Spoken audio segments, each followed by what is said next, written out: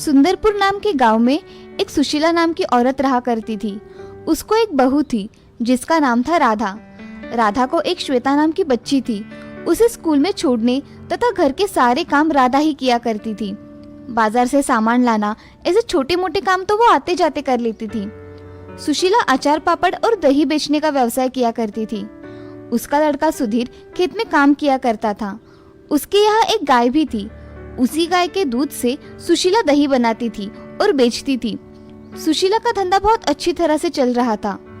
उसके यहाँ एक दिन गांव का एक आदमी आता है। वो सुशीला से, सुशीला बहन, मुझे तुमसे कुछ काम है, जरा बाहर आना। अरे रघु भाई साहब, आइए ना, इधर कैसे आना हुआ? बहन, मेरे बिटिया की शादी है तो मुझे 5 किलो अचार और 5 किलो पापड़ लगेंगे। मिलेंगे ना शादी तक? हाँ मिल जाएंगे। दही भी अच्छा है मेरे घर का, मेहमान उंगलियां चाटते रह जाएंगे। हाँ, वो तो पता है बहन। दही मैं शादी के दिन लेकर जाऊंगा, ठीक है? ठीक है भाई साहब, आपके पापड़ कल ही बना के रखूंगी और अचार भी साथ में बनाकर रखूंगी। आप कल आकर लेकर जाना। ठीक है सुशीला बहन, ये लीजिए आपका एडवांस। मैं कल आकर अचार और पापड़ लेकर जाऊंगा। जी। ऐसा कहकर रघु वहाँ से चला जाता है। रघु जाते ही सुशीला काम करने लग जाती है। उसके पास अचार था मगर उसे पापड़ तैयार करने थे, वो भी एक दिन में। इसीलिए वो जल्दी जल्दी में पापड़ का आटा बनाने के लिए लग जाती है और वो उस दिन राधा की मदद लेने की सोचती है। सुशीला राधा से, राधा। हाँ माँ जी। जरा इधर आना, मुझे ये पापड़ का आटा गूंदने में मेरी मदद करो। हाँ माँ जी, अभी आई। ऐसा कहकर राधा सुशीला के पास चली जाती है।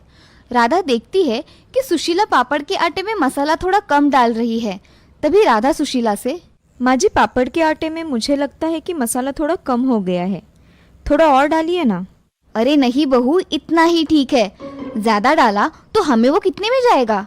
मगर माँ जी, हम उसके पैसे लेते हैं, ग्राहक हमें पूरे पैसे देते हैं, तो हमें भी हमारा माल अच्छा देना चाहिए ना। अरे राधा, तू मुझे मत सिखा, मैं मेरा काम अच्छी तरह से जानती हूँ, समझी? ऐसा कहकर राधा भी आटा गूंदने के लिए बैठ जाती है और बाद में उसके साथ पापड़ बेलने बैठ जाती है। काम होने के कारण राधा उठ जाती है। सुशीला थोड़ी देर वहाँ पापड़ बेलती रहती है। सुशीला 5 किलो के पापड़ बेल लेती है और उसे सुखाने के लिए रखती है। तभी राधा सुशीला को आवाज लगाती है, माँ जी, खाना तैयार है, आ जाइए। हाँ आई। सब खाना खाने बैठ जाते हैं। खाना खाने के बाद सुधीर अपने खेत में क्या क्या करना है इसकी बातें करता है और श्वेता अपने स्कूल की बातें बताती है। अब बातें हो जाने के बाद सभी सोने के लिए चले जाते हैं। सुबह सुशीला सारे पापड़ जमा करके एक बैग में भर देती है और एक बड़ी बरनी में अचार भर देती है। तभी रघु आकर सुशीला से, सुशीला बहन, मेरे अचार और पापड़ तैयार है क्या? जी भाई साहब, आपके पापड़ और अचार तैयार है, ये लीजिए। ऐसा कहकर सुशीला रघु के हाथों में पापड़ की बैग और अचार की बरनी दे देती है। अब रघु बोलता है, बहन, शादी के दिन में 5 किलो दही लेकर जाऊंगा, आप बना के रखना। हाँ भाई साहब, मैं बना कर रखूंगी। आप किसी को भेज देना दही ले जाने के लिए। जी, ये लीजिए आपके पैसे, मैं चलता हूँ अब। जी। रघु पापड़ और अचार लेकर वहाँ से चला जाता है। इधर सुशीला पैसे देख बहुत खुश हो जाती है। उन्हें लेकर अपने कमरे में चली जाती है। वो पैसे अपने पोटली में रख देती है और दूसरे काम करने लगती है। अब सुशीला हर दिन अपना काम करके पापड़ बनाकर रखा करती थी, मगर सब में कुछ ना कुछ कम डाला करती थी। एक दिन उसके दिमाग में एक आइडिया आता है, अगर मैं लोगों को अचार नाप के थोड़ा कम दे दिया करूं तो मेरा ही फायदा है, और पापड़ में मसाला कम डाला तो मेरा ही मुनाफा और हो जाएगा। ऐसे सुशीला खुद से सोचकर मन ही मन में ठान लेती है और अगले दिन से वो आने वाले ग्राहकों को कम अचार देने लगी और दही के पैसे भी उसने बढ़ा दिए। अब रघु के घर उसने 5 किलो दही दे दिया और उसने 300 रुपए ही लिए। तभी सुशीला का बेटा सुधीर उससे, अरे माँ, आजकल गाय दूध कम दे रही है, अगर तुम्हें कुछ दूध कम पड़ रहा हो तो बाहर से खरीद लेना। अरे नहीं, फिलहाल तो चल रहा है, बाद में देखेंगे, कम पड़ा तो मैं देख लूंगी। ठीक है माँ, चलो मैं खेत में जाकर आता हूँ। ठीक है बेटा। ऐसा कहकर सुधीर खेत में चला जाता है और सुशीला सोचने लगती है कि तभी राम वहाँ दही लेने आ जाता है। चाची, मुझे 1 किलो दही चाहिए, एकदम ताजा। हाँ राम, रुको, मैं अभी लाती हूँ। ऐसा कहकर उसके हाथ के डिब्बे में सुशीला 1 किलो दही लेकर आती है। तभी उस दही को देख राम बोलता है, चाची, आजकल दही में ज्यादा पानी आ रहा है। अरे बेटा, ये गर्मी का मौसम शुरू हो गया है ना, इसीलिए दही ऐसा होता है। अच्छा चाची, ये लो पैसे, अब मैं चलता हूँ। हाँ ठीक है। सुशीला पैसे गिनती है और खुद से बोलती है, इसे कम पैसों में दही भी अच्छा चाहिए। कौन यहाँ इतनी ईमानदारी से धंधा करता है, आया मुझे सिखाने वाला। ऐसा कहकर सुशीला घर में चली जाती है।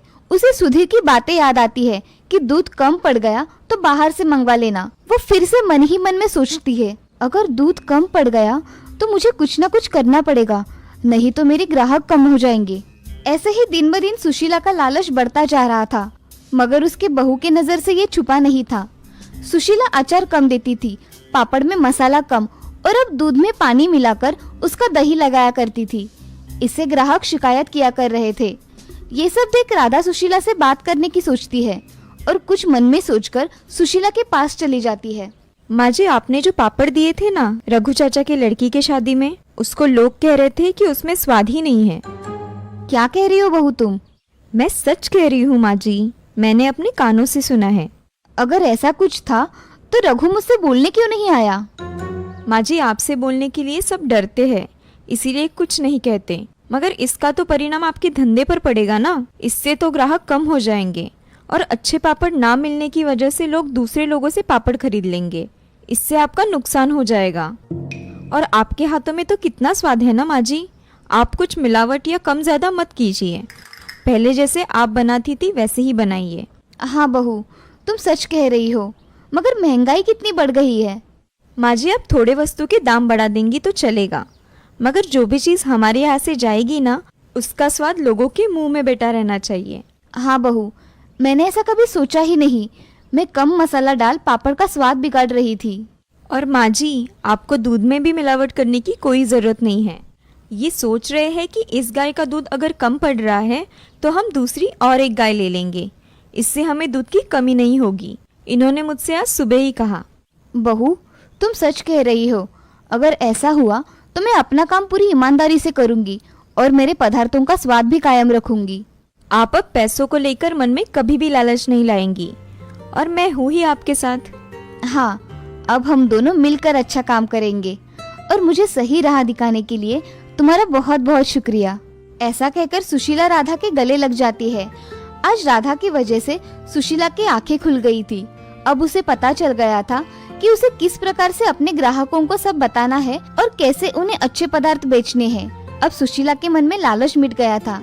ये देख राधा भी बहुत खुश हो जाती है। अब से सुशीला ग्राहकों को अच्छे पदार्थ देकर अपना नाम कर रही थी और लोगों के मुंह में तो जैसे उसके पदार्थों का स्वाद ही बस गया था। अब उसने बाद में बहुत नाम कमाया और ईमानदारी से अपना काम किया।